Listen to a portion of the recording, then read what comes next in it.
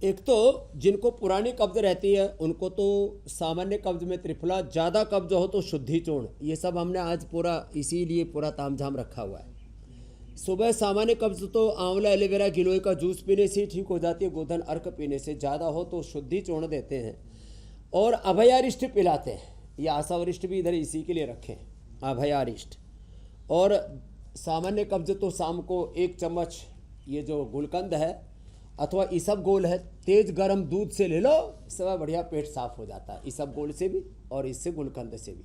फिर सुबह सुबह मंडूक आसन, योग मुद्रासन, चलो आप सब लोग भी मंडूक आसन करो और जो हो सके तो ये उत्थित पद्मासन कर लो, इससे तो बहुत ही ज़बरदस्त तरीके से आंतें एक्टिवेट हो जाती है। रोकना तो पड़ता है, 1 मिनट तक रोकना है।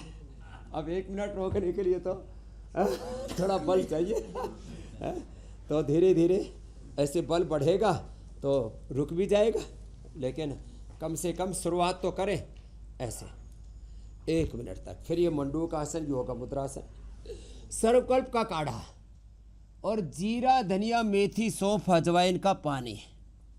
जिनको थोड़ा एसिडिटी रहते तो जीरा धनिया मेथी सौंफ अजवाइन में थोड़ा गुलाब और मुलेठी का भी पानी साथ में पिला देते हैं।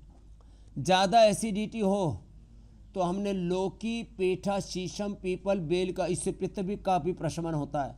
अविपत्ति कर चूर्ण 100 ग्राम 10 ग्राम मुक्ता शुक्ति के साथ 1-1 चम्मच वो भी दे देते हैं, अथवा कामदुधा मुक्ता शुक्ति मोती पिष्टी 10-10 ग्राम लेकर के आधा ग्राम लौकी के जूस में, या एलोवेरा, ये एलोवेरा रखा मेरे सामने, एलोवेरा के जूस में पिला देते हैं।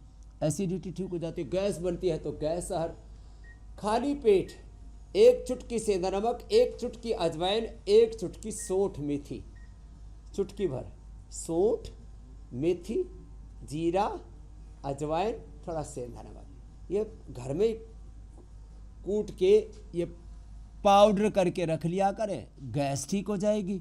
भयंकर से भयंकर कब्ज हो तो सर्वकल्प कायाकल्प का काढ़ा पिला दो और ये मंडूक आसन योग मुद्रासन लंबा करवा दो।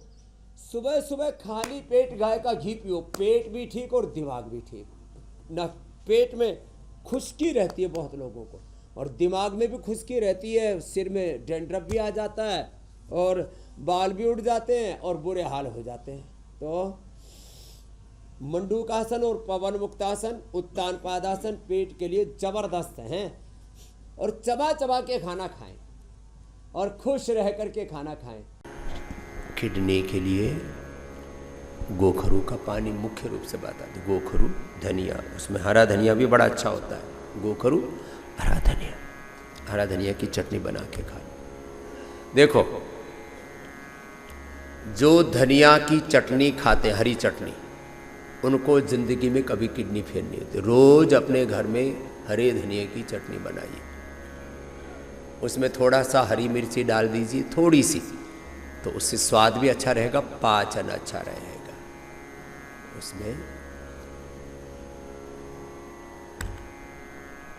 कभी कभी मरवा मिला दीजिए तो पेट में कृमि नहीं रहेंगे। मरवा और टमाटर ये कृमि को मार देता है, इसलिए टमाटर डालते हैं।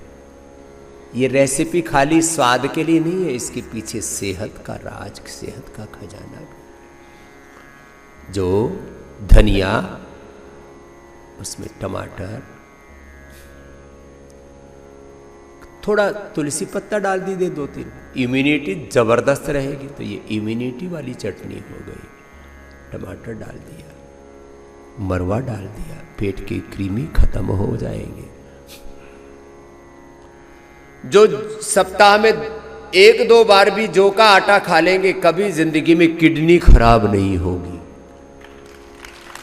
जो यवास्य में, मुद्गास्य में, मांसास्य में, तिलास्य में, जो तिल खाते रहेंगे फिर वो तिल तिल करके मरेंगे नहीं, बीमार नहीं होंगे। तिल खाने वालों का चेहरे का नूर बहुत अच्छा होता है। तिल में कोलेजन होता है।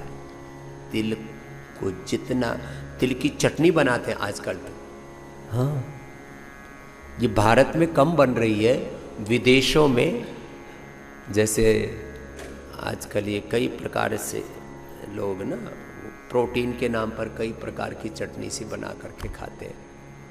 ग्राउंडनट की, कोकोनट की, बादाम की, उसका पेस्ट सा बना देते हैं, फिर कुछ प्रिजर्वेटिव मिला करके देते हैं, अपने घर में बना के खाओ।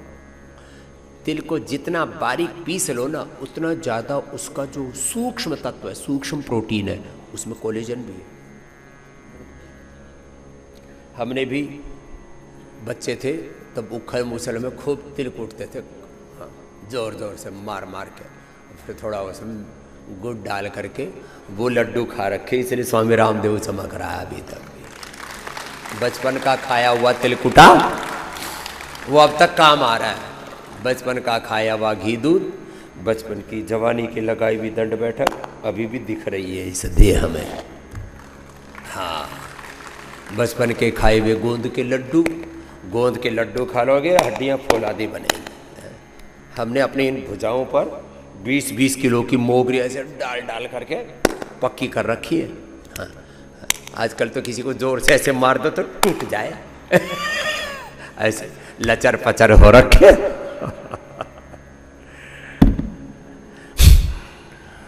गोंद के जो लड्डू खाएंगे फौलादी बन जाएंगे, पूरा शरीर ऐसा वज्र जैसा, हड्डियां भुरभुरी थुलथुली।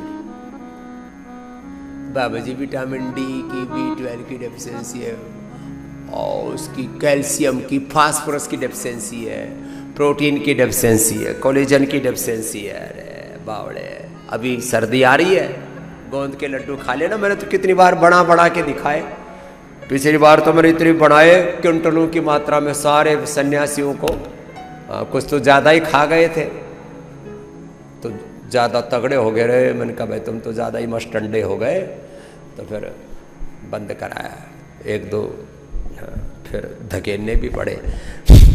हाँ, ये हजम भी तो होना चाहिए ना।